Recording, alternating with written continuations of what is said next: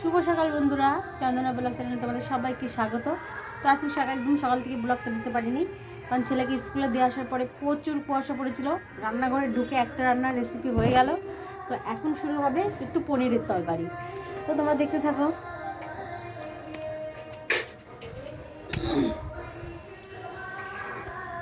কটা জিরে বেটে নেব,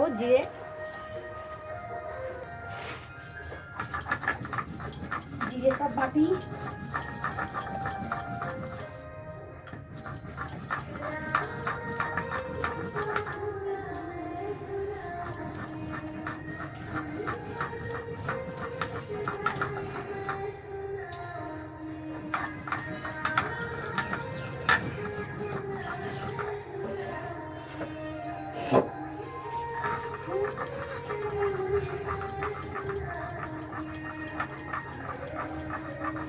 আজকে রাম মন্দিরের শুরু, তার জন্য সবাই মিলে আমরাও নিরামিষ খাচ্ছি। তোমরা নিরামিষ খেয়েছো কি না খেয়েছো একটু কমেন্ট করে জানিও বন্ধুরা।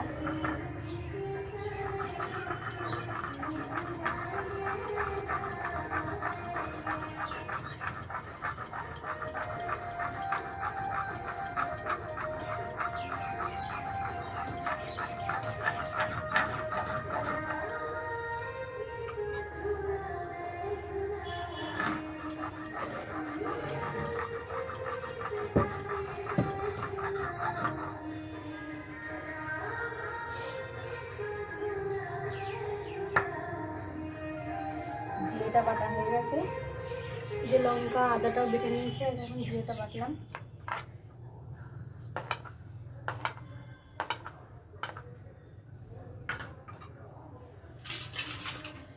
এখন কাটবো পনির, সাইজ করে পনিরটা কেটে নেব।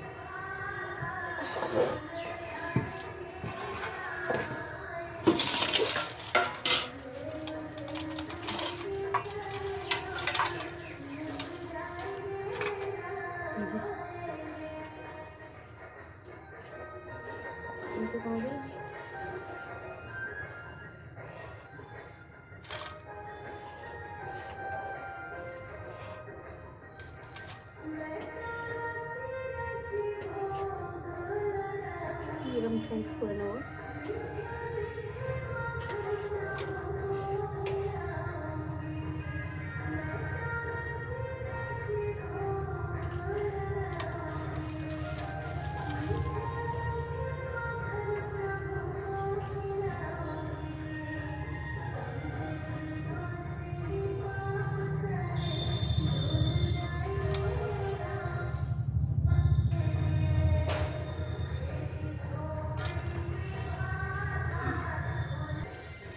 তো পনির কাটা হয়ে গেছে, খেয়ে দেবো।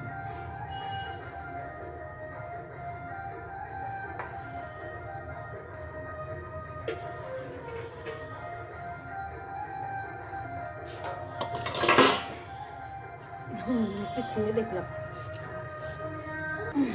পনিরগুলো এখন ভেজে নেবো বন্ধুরা।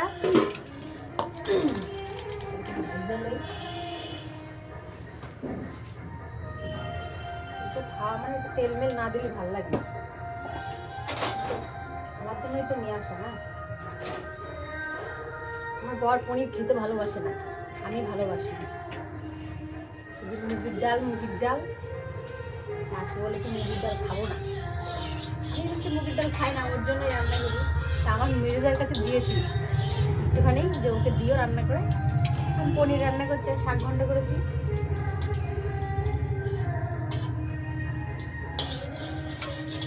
শালা বাকি যেতে চায় না দোকানে।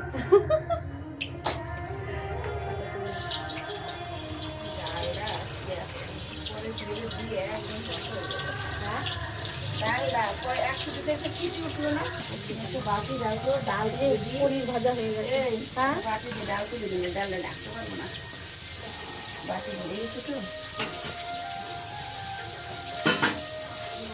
আলুটা এবার ভেজে নিচ্ছি। ডাল দিচ্ছি। তো এখন আলুটা তুলে নেবো বন্ধুরা। কি বলবো বলো তো, সকাল থেকে দিতে পারি না। আর আমার বর এই কদিন মোবাইলটা দিতেই চাইছে না। সেই কারণের জন্য ধরো আমি ব্লগ করতে পারছি না। কী করবো, একটা মোবাইল নিয়ে সবাই সমস্যা হয়ে যায়। তারপরে কী বলবো, আরও মন মেজাজ ভালো থাকে না। তোমরা তো দেখো, কেউ কমেন্ট করো না, একটু খারাপ খারাপ তো লাগবেই না। আমরা না পপুলার না, যারা পপুলার তাদেরকে কমেন্ট করো, আমাদের জিরো জিরো। লাইকও কেউ করে না, জিরো পার্টি, আমরা জিরো পার্টি জিরো হয়ে থাকি। তেলে দিয়ে দেবো, বাটা মশলাটা তেলে দিয়ে দিলাম। মশলাটা একটু মতো কষিয়ে তারপরে টমেটো দেবো। এর মধ্যে একটু যদি বাদাম বাটা, টক দই বা পোস্ত দেয় তো খুব টেস্ট লাগে। কিন্তু কী করবো, ঘরোয়া পদ্ধতি নর্মালভাবে রান্না করছি। এমনিতেই আমার বর নিয়ে আসতে চায় না, তুমি আজকে জোর করেছি, তাই আমি এদিকে থেকে বলছি তোমার যা ইচ্ছা তুমি তাই নিয়ে চলে যাও।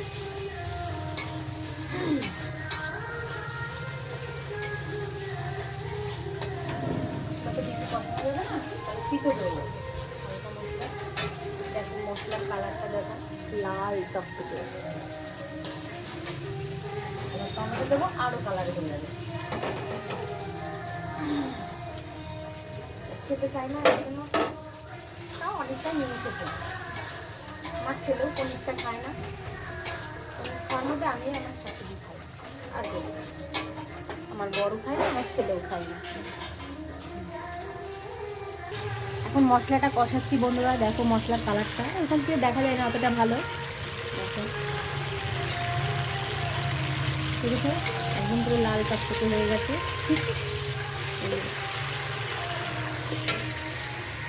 যে কোনো তরকারি রান্না করলে কালারের জন্য সুন্দর লাগে, যত কালারটা সুন্দর হবে তত ভালো লাগবে। আর লাল লঙ্কা দেওয়ার পরে যদি টমেটোটা একটু পড়ে, আমি তো গুঁড়ো খাই না বলবো না, গুঁড়ো ব্যবহার করি, কিন্তু লাল লঙ্কা যখন থাকে শুকনো লঙ্কা তখন আর গুঁড়োটা ব্যবহার করি না, তখন ওটাই বেটে দিই। আর তোমার টমেটোটা বেশি করে দিলে কালারটা ভালো হয়। এইটা তেল ছাড়লে তবে এগুলো দিয়ে দেবো, এগুলো দিয়ে একটু কষিয়ে তারপরে জল দেবো।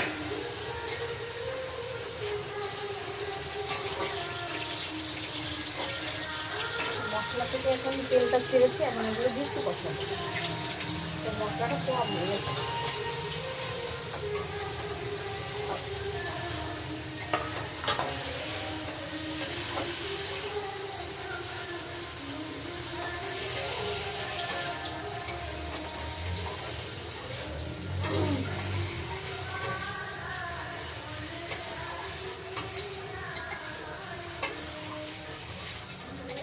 মেজদি আলু আর ছোটো দিয়ে একসঙ্গে কষাচ্ছি, ভাঙে টেনে না যায়। পনির দিয়ে সারো না, হ্যাঁ পনির দিয়ে কষাচ্ছ কে? পনির ভেঙে দেবে। অ্যাকচুয়ালি বন্ধুরা আমি পনিরটা না আগে আগে ঢেলে দিয়েছিলাম, আমার অতটা ব্রেনে ছিল না, মানে অনেকদিন রান্না করিনি তো দিয়েছি আর কি।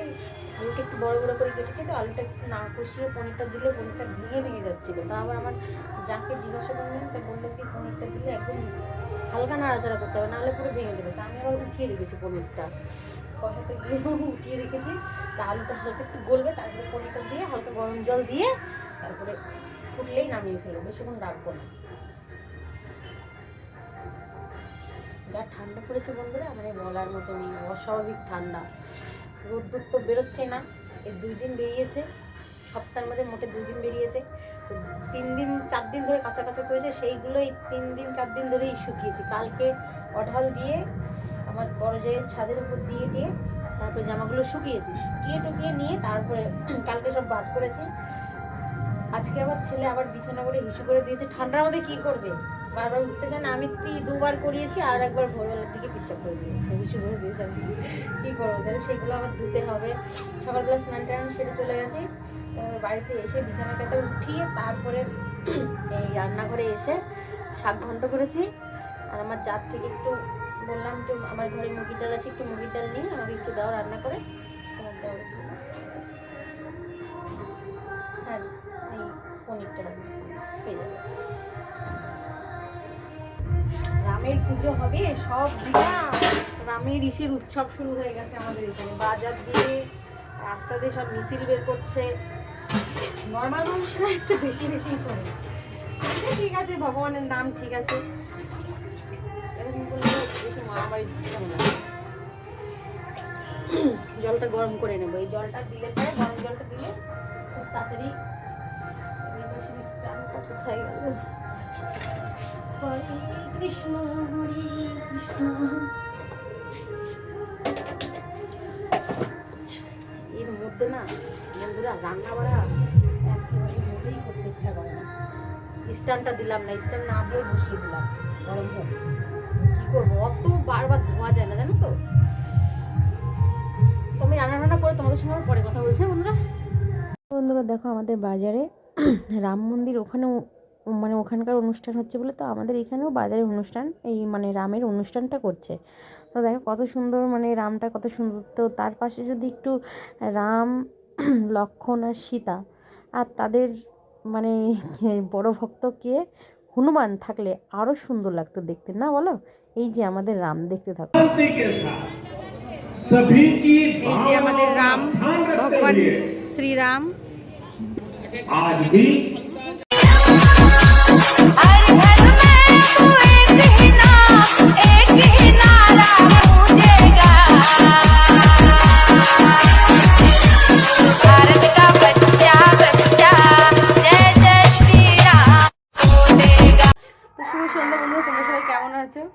সারাদিনে তো খুব আনন্দ ফুর্তি করে গেল।